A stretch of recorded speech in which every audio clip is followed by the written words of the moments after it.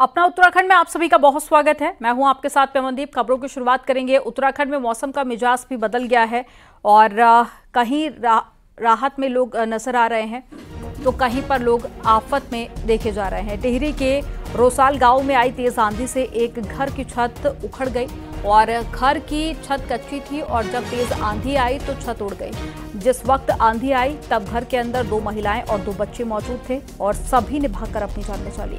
वहीं पीड़ित परिवार ने प्रशासन से मुआवजे की गुहार लगाई है।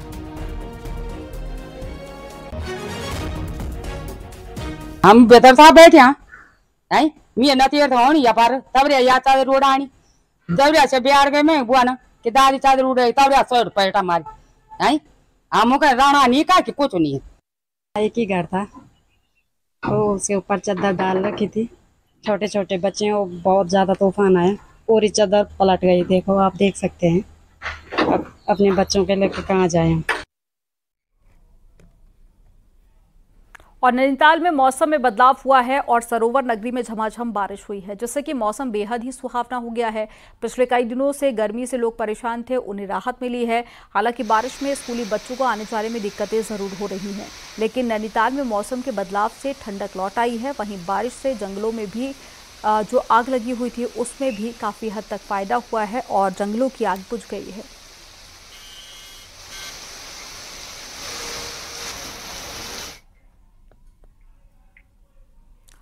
उत्तराखंड के कई जिलों में बुधवार से मौसम बदला है और लोगों को करीब 10 दिन बाद गर्मी से राहत मिली है। बुधवार को राजधानी देहरादून में भी बारिश हुई। तेज हवा के साथ में आधे घंटे हुई बारिश से लोगों को बड़ी राहत मिली है। देहरादून के साथ में पौड़ी, टिहरी, रुद्रप्रयाग, चमोली, पिथौरागढ़ जिले में कुछ इलाकों में बारिश से लोगों को राहत मिली। मौसम विज्ञान केंद्र का पूर्वानुमान है कि अगले 3 दिन अलग अलग जिलों में इसी तरह से मौसम बदलेगा और जिससे पहाड़ और मैदान में 4 से 5 डिग्री तापमान कम होगा। साथ ही 23 और 24 जून से पूरे प्रदेश में मानसून सीजन की शुरुआत भी हो जाएगी। और अंदर के डिस्ट्रिक्ट में कल भी हमको एक्टिविटी ठीक ठाक मिली है, लाइट से मॉडरेट जो है। तो अब आप देखेंगे कि जो टेम्परेचर उसमें और कमी आएगी और मैं कहूंगा 1-2 दिन में जो टेम्परेचर मैं कहूंगा 4 से 5 डिग्री तक का जो है हिल्स में इसमें कमी आ जाएगा और मैदानी क्षेत्रों में भी कहूं तो 2 to 4 डिग्री तक का जो कमी यहाँ भी आएगी।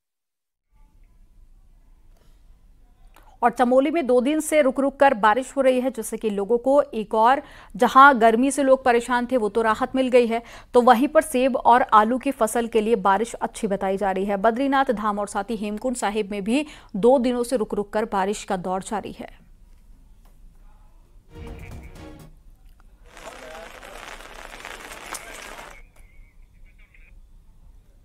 मौसम की करवट लेने के साथ ही रुद्रप्रयाग जिले में तेज बारिश शुरू हो गई है। केदारनाथ धाम सहित आसपास के जो क्षेत्र हैं जोरदार बारिश हुई। वहां पर बारिश होने के साथ ही लोगों को गर्मी से राहत मिली है। बारिश से किसानों को भी काफी राहत मिलने की उम्मीद है।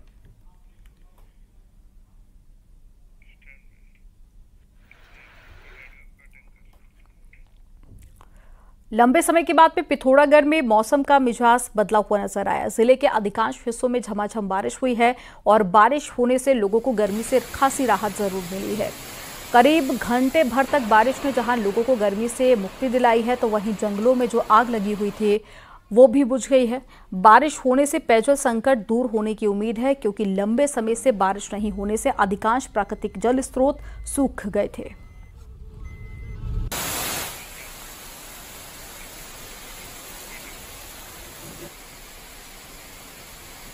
उत्तरकाशी के बड़कोट में पानी की किल्लत और साथ ही पंपिंग योजना को लेकर लोगों ने धरना प्रदर्शन दिया था और वो जारी है। वहीं पूर्व विधायक केदार सिंह रावत धरना स्थल पर पहुंचे और लोगों से बात की। इस दौरान पूर्व विधायक ने कहा कि बड़कोट को 2 करोड़ 90 लाख रुपए की जल्द ही योजना स्वीकृत होने के साथ ही काम शुरू हो जाएगा और पेयजल पंपिंग योजना की DPR शासन तक पहुंचा दी गई है। खुद मुख्यमंत्री इस मामले का संज्ञान ले रहे हैं। मैंने पत्र भी उनको दिया और वार्ता भी की, सचिव साहब से भी वार्ता की, हांकी साहब से और माननीय मुख्यमंत्री जी से भी, और उन्होंने कहा कि तत्काल निर्देश मैंने दे दिए हैं बड़ी पंपिंग पेयजल योजना के DPR पुनः प्रस्तुत करने के लिए। चक्राता के मोठी गांव के ग्रामीणों ने ग्राम प्रधान पर विकास कार्यों में धांधली का आरोप लगाया, जिसकी शिकायत गांव के लोगों ने डीएम से की और जांच की मांग की। वहीं डीएम के आदेश पर खंड विकास अधिकारी के नेतृत्व में गांव में टीम पहुंची और विकास कार्यों की जांच की। खंड विकास अधिकारी ने इस मामले में जल संस्थान के अधिकारियों की एक टीम को नियुक्ति करके पूरे मामले की 15 दिन के भीतर जाँच करने के आदेश भी दे दिए हैं। हमें सूचना में जो अनियमितताएं पाई गई थी हमने बीडीओ साहब के समक्ष रखी और अनियमितताएं बहुत है तो बीडीओ साहब ने हमें आश्वासन दिया है कि 15 दिन के अंदर हम जांच कमेटी आएगी। जो आपको शिकायत है, जो प्रधान की अनियमितता पाई गई वो प्रॉपर उस चीज़ को नापा जाएगा। मैं कहना चाहूँगी कि हमारे जो काम है वो धरातल पे हो रखे हैं, जमीन पे हो रखे हैं। लगभग 10 से 12 ऐसे कार्य हैं कि जिनमें इनके द्वारा जितना लागत दर्शाई गई है उससे कम होने का कार्य बताया गया है। उसकी तकनीकी जांच कराई जाएगी। एक पखवाड़े के भीतर इसमें जल संस्थान के सहायक अभियंता और जेई यहाँ पर मौके पर आएंगे और शिकायतकर्ता और ग्राम प्रधान के साथ में स्थलीय सत्यापन कर ये जांचेंगे कि क्या वाकई में जो प्राकलन की लागत है। हरिद्वार में बियर बांटकर सोशल मीडिया पर फॉलोवर्स बढ़ाना युवक को भारी पड़ गया और ब्राई एरिया में बियर बांटने का वीडियो सोशल मीडिया पर काफी वायरल हुआ और हरिद्वार पुलिस ने अंकुर चौधरी के नाम के युवक पर कानूनी कार्रवाई की है। पुलिस ने युवक को पकड़कर उसका पुलिस एक्ट में चालान भी काटा। इतना ही नहीं, पुलिस की ओर से युवक का एक वीडियो भी जारी किया गया जिसमें अंकुर चौधरी अपनी हरकत के लिए सार्वजनिक तौर पर माफी मांग रहा है। मेरा नाम अंकुर चौधरी है। कल मैं कनखल क्षेत्र में गया था एक रील बनाने के लिए। उस रील में मैंने अपने फॉलोवर और लाइक बढ़वाने के लिए बियर का सहारा लिया था और वो ड्राई क्षेत्र में आता है। मेरे को इस चीज़ का मालूम नहीं था और आगे भविष्य में मैं ऐसी गलती नहीं करूँगा और इस कार्य से जिस आदमी को भी, जिस क्षेत्रवासी को भी ठेस पहुँची है उससे मैं हाथ जोड़ के माफ़ी मांगता हूँ और इस संबंध में मेरे ऊपर कार्रवाई भी हुई है जिसका मेरा चालान कटा है थाने में। मंगलौर और बद्रीनाथ सीट पर बीजेपी आज अपने कैंडिडेट का नामांकन करेगी। मंगलौर विधानसभा उपचुनाव के लिए बीजेपी उम्मीदवार करतार सिंह भड़ाना आज अपना नॉमिनेशन फाइल करेंगे। उनके नामांकन के दौरान मुख्यमंत्री पुष्कर सिंह धामी, बीजेपी प्रदेश अध्यक्ष महेंद्र भट्ट और साथ ही हरिद्वार के सांसद त्रिवेंद्र सिंह रावत समेत तमाम बीजेपी विधायक मौजूद रहेंगे। वहीं बद्रीनाथ सीट से बीजेपी उम्मीदवार राजेंद्र भंडारी भी आज अपना नामांकन दाखिल करेंगे। वहीं नामांकन के बाद में गोपेश्वर टैक्सी स्टैंड पर बीजेपी की जनसभा भी होगी।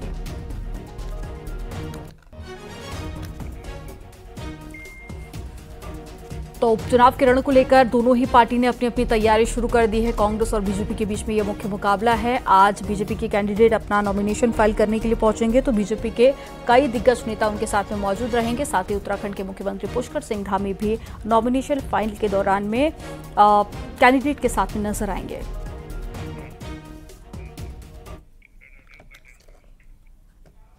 वहीं मंगलौर सीट से कांग्रेस के उम्मीदवार काजी निजामुद्दीन आज हरिद्वार जिला कलेक्ट्रेट पहुंचकर अपना नामांकन दाखिल करेंगे।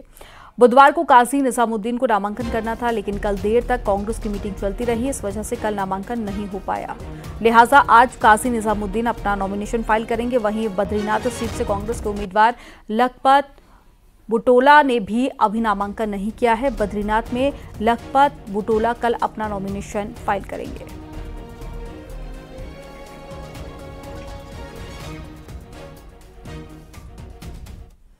उपचुनाव के बाद में उत्तराखंड में निकाय और पंचायत चुनाव की तैयारी होगी, लेकिन इस बार निकाय और पंचायत के नेता सरकार से सैलरी पेंशन के साथ वही सुविधाएं चाहते हैं जो कि चुनाव जीतने के बाद में सांसद विधायकों को मिलती है। रिपोर्ट आपको दिखाते हैं।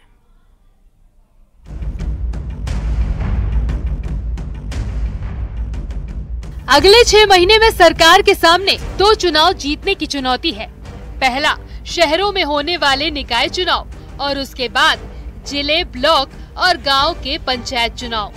दोनों चुनाव जीतने के लिए बीजेपी सरकार और संगठन पूरा दमखम लगाएंगे, लेकिन इस बार निकाय और पंचायत चुनाव से पहले प्रतिनिधियों की तरफ से नई डिमांड सामने आई है, जिसे न कहना विधायकों, सांसदों और सरकार के लिए आसान नहीं होगा। निकाय और पंचायत के नेता चाहते हैं कि बराबर का व्यवहार होना चाहिए। जैसे विधायक सांसद को सैलरी और सुविधा मिलती है, वही सिस्टम यहाँ भी होना चाहिए। निकाय और पंचायत प्रतिनिधियों का तर्क है कि वो भी जनता के लिए काम करते हैं और जनता के प्रति जवाबदेह है। इसीलिए सरकार को इस मांग पर विचार करना चाहिए। मामला सैलरी, पेंशन, सुविधा से जुड़ा है तो कांग्रेस और बीजेपी के सुर एक हैं। मेयर है, नगर पालिका अध्यक्ष है, जिला पंचायत अध्यक्ष है, उनका मानदेय भी जो है जैसे हमारे विधायकों को मिलता है ऐसे ही उसी तर्ज पे जो है उनको मानदेय मिलना चाहिए। और जो जैसे हमारे विधायक हैं उनको जो है पेंशन की सुविधा है, उनको बाई ईयर की सुविधा है, रेलवे की सुविधा है, ऐसी सुविधाएं जो है सभी जनप्रतिनिधियों को एक समान मिलनी चाहिए, ये मेरा मानना है। मेरा ये कहना है जब विधानसभा के विधायक को, सांसद को, मिनिस्टर को, तमाम बड़े जनप्रतिनिधियों की एक नियत मानदेय है, वेतन मानदेय है, तो इन जो ये छोटी ग्राम सभाएं, जो ये छोटी इकाइयां हैं, इनका भी एक नियत मानदेय होना आवश्यक है। आने वाले दिनों में चुनाव से पहले ये मांग जोर पकड़ सकती है तो सैलरी से सुविधाओं तक के लिए पैसों का इंतजाम सरकार को करना होगा, जो आसान काम नहीं है। वित्त मंत्री प्रेमचंद अग्रवाल के मुताबिक निकाय और पंचायत के लिए ये बड़ा मुद्दा है जिस पर फैसला कैबिनेट लेवल पर होगा, इसीलिए अभी वो कुछ कह नहीं सकते। अब चूंकि ये विषय नीतिगत है, इस पे बहुत ज्यादा मेरा बोलना भी उचित भी नहीं रहेगा, लेकिन हम लोग सब बैठ के ऐसे निर्णयों पे, चूंकि कैबिनेट है, कैबिनेट निर्णय लेती है, अकेला मैं इस पर निर्णय नहीं ले सकता, कैबिनेट निर्णय लेती है, उसके बाद फिर हम लोग उसकी पूरी मॉनिटरिंग करते हैं। तो ये विषय यदि आएगा तो हमारे कैबिनेट में इस पे फिर चर्चा करेंगे। साफ है, नगर निगम, नगर पालिका, जिला पंचायत, ब्लॉक और गांव के जो नेता लोकसभा और विधानसभा चुनाव में काम करते हैं, पर इस बार ये नेता वही सुविधा खुद के लिए भी चाहते हैं जो सांसद और विधायकों को मिलती है। दीपांकर भट्ट, न्यूज़ 18, देहरादून।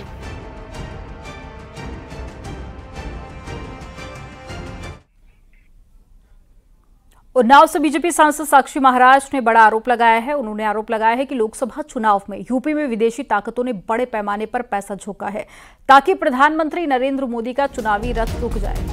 उन्होंने गृह मंत्री से इसकी जांच कराने की भी मांग की है। हरिद्वार में मीडिया से बातचीत करते हुए उन्होंने कहा कि जांच होनी चाहिए। और साथ ही आपको बता दें कि साक्षी महाराज निर्मल अखाड़े के महामंडलेश्वर भी हैं।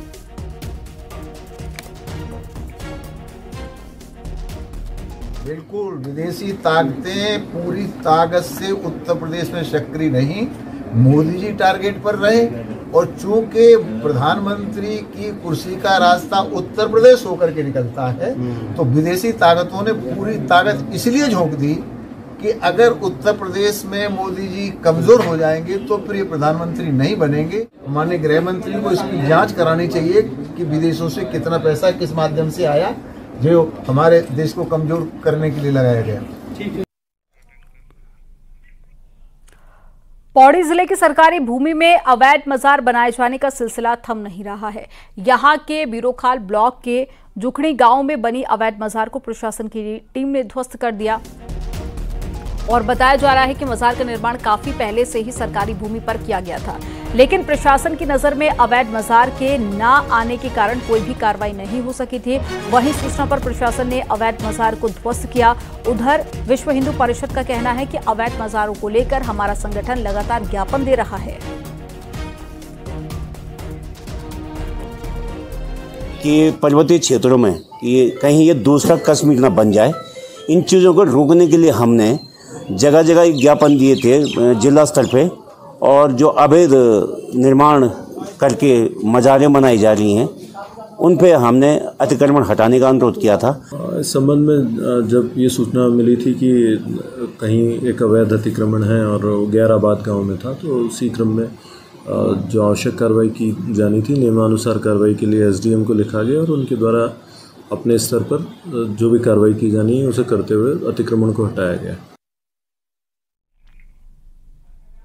सेंट्रल जू अथॉरिटी की परमिशन के बाद में देहरादून जू में बुधवार को 2 गुलदार बाड़े में रिलीज किए गए। अब जू जाने वाले टूरिस्ट को यहां पर गुलदार देखने को भी मिलेगा और 2.5 साल के इस गुलदारों को 2022 में नरेंद्र मोदी और साथ ही हरिद्वार डिवीजन से रेस्क्यू किया गया था।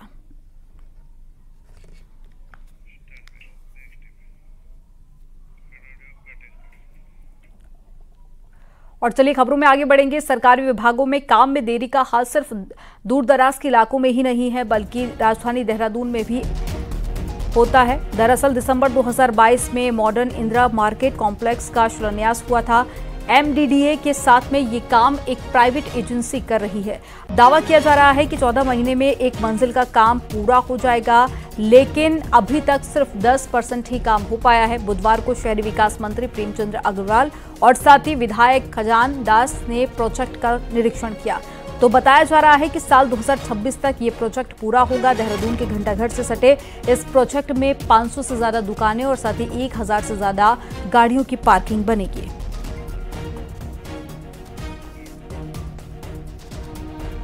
उस समय ये कहा गया था कि 14 महीने के अंतराल में हम दुकानें बना देंगे, किंतु बहुत लेट हुआ है, विलंब हुआ है काम में, और अब तो फंडिशन तैयार हो ही गई करीब करीब। मुझे लगता है कि 10 से 12% काम हुआ है, किंतु अब जब ऊपर बिल्डिंग बनेगी तो मुझे नहीं लग रहा है कि कोई ज्यादा दिक्कत आने वाली है। यानी कि 2026 तक का इन्होंने हमसे कहा कि 2026 तक हम क्लियर करके देंगे।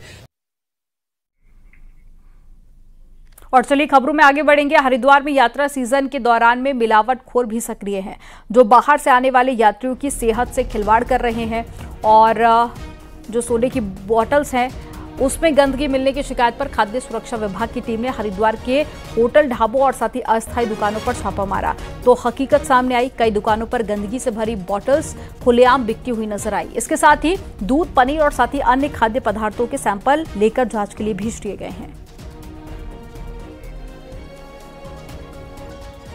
आज भी हम लोगों के द्वारा 4 सैंपल जांच के लिए भेजे हैं, जिसमें आज हमने पनीर भी जांच के लिए भेजा है और पनीर के साथ साथ सॉस और दूध वो जांच के लिए भेजा। और लगभग हमने आज 200 कुछ बोतलें हैं जो भी मिस ब्रांडिंग की थी, उसको हमने डिस्ट्रॉय भी किया है मौके पे। हरिद्वार में पुलिस और एक टूरिस्ट के बीच में विवाद हो गया, जिससे कि प्रदेश में अब एक बार फिर से टूरिस्ट पुलिस की कमी महसूस होने लगी है। वहीं अधिकारियों का कहना है कि कुछ समय पहले ही टूरिस्ट पुलिस का एक प्रस्ताव शासन को भेजा गया था। इसी से जुड़ी एक रिपोर्ट आपको दिखाते हैं।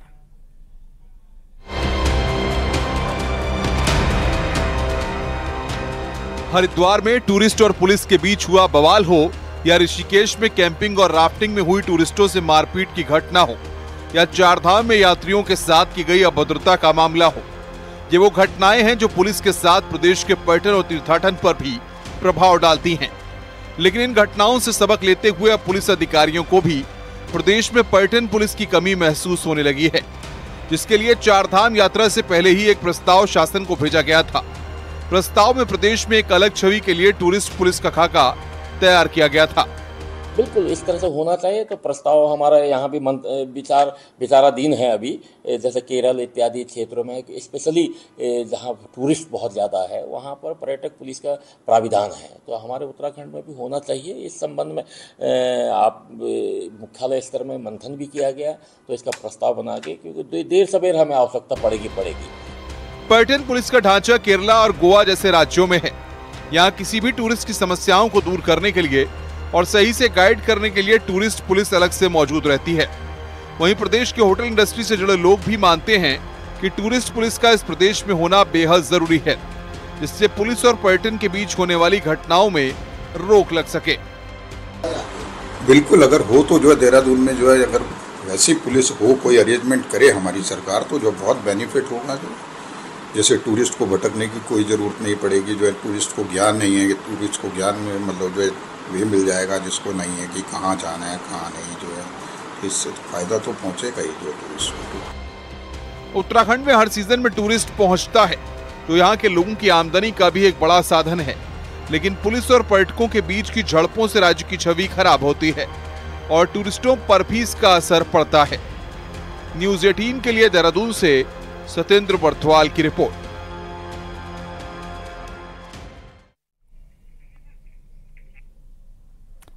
पिथौरागढ़ के छात्रों ने भले ही इस बार बोर्ड परीक्षा में बेहतरीन प्रदर्शन किया हो, बावजूद इसके यहाँ की शिक्षा व्यवस्था राम भरोसे ही चल रही है। रिपोर्ट आपको दिखाते हैं।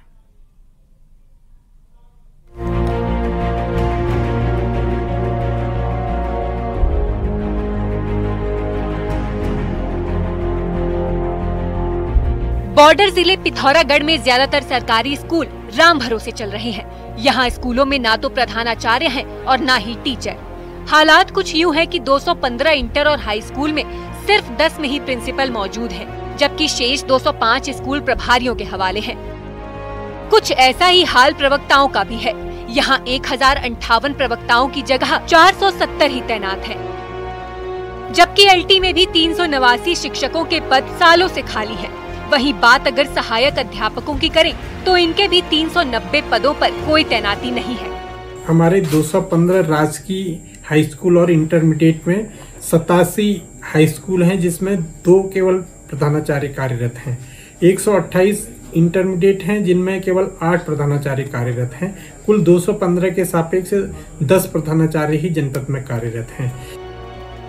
शिक्षक और प्रिंसिपल की इतनी भारी कमी के बाद भी जिले के स्टूडेंट्स परीक्षाओं में बेहतर प्रदर्शन करते आ रहे हैं, लेकिन प्रभारियों के सहारे चल रहे इन स्कूलों की सुध किसी को नहीं है।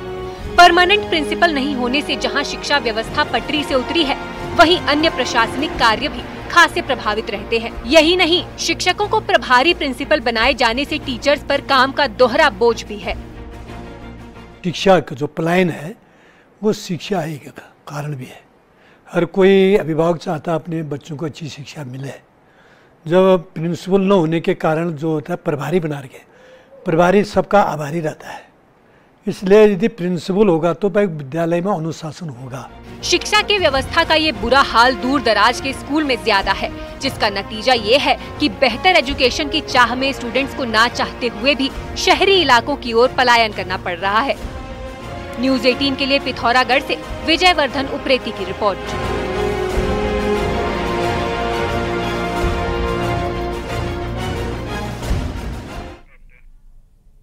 और पहाड़ से जुड़ी हुई 10 खबरें आपको दिखाते हैं फटाफट अंदाज में। उत्तरकाशी में यमुनोत्री नेशनल हाईवे पर कल्याणी के पास में दिल्ली के यात्रियों की कार बेकाबू होकर सड़क पर पलट गई। कार में बैठे लोगों की जान बाल बाल बची। उत्तरकाशी के कई जगह पर पीने के पानी का संकट मंडरा रहा है। ग्रामीणों को पानी के लिए 2 किलोमीटर दूर जाना पड़ रहा है।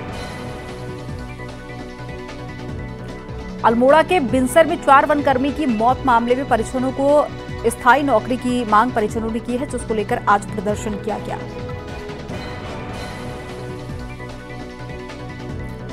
बागेश्वर कैंपस में 10 सूत्री मांगों को लेकर एनएसयूआई कार्यकर्ताओं का अनिश्चितकालीन धरना जारी है। देहरादून में कैंट रोड चौड़ीकरण के लिए 250 से अधिक पेड़ काटने के प्रस्ताव का मामला तूल पकड़ता जा रहा है। कई संगठन ने पेड़ काटे जाने के विरोध में आंदोलन किया। बागेश्वर में बिजली विभाग के संविदा कर्मचारियों को पिछले 1 साल से सैलरी नहीं मिल पाई है। कर्मचारियों ने डीएम से सैलरी दिलवाने की मांग की है। रुद्रप्रयाग में पूर्व अपर सचिव अरविंद पांडे को तीर्थ पुरोहितों ने घेर लिया। उनके कार्यकाल में पुरोहितों के निजी भवनों में तोड़फोड़ की गई थी। हल्द्वानी में प्रभारी मंत्री रेखा आर्य ने नैनीताल जिले की जिला योजना बैठक ली, जिसमें 70 करोड़ से ज्यादा की विकास योजनाओं को मंजूरी दी गई। बागेश्वर के कपकोट के ग्रामीणों ने इन दिनों बिजली का बिल देखकर खासा नाराजगी जाहिर किया। अधिकतर ग्रामीणों के बिल हजारों में आ गए। हल्द्वानी में बरसाती नालों की सफाई कराई जा रही है, ताकि बारिश होने पर सड़कों में बरसात का पानी ना भरे।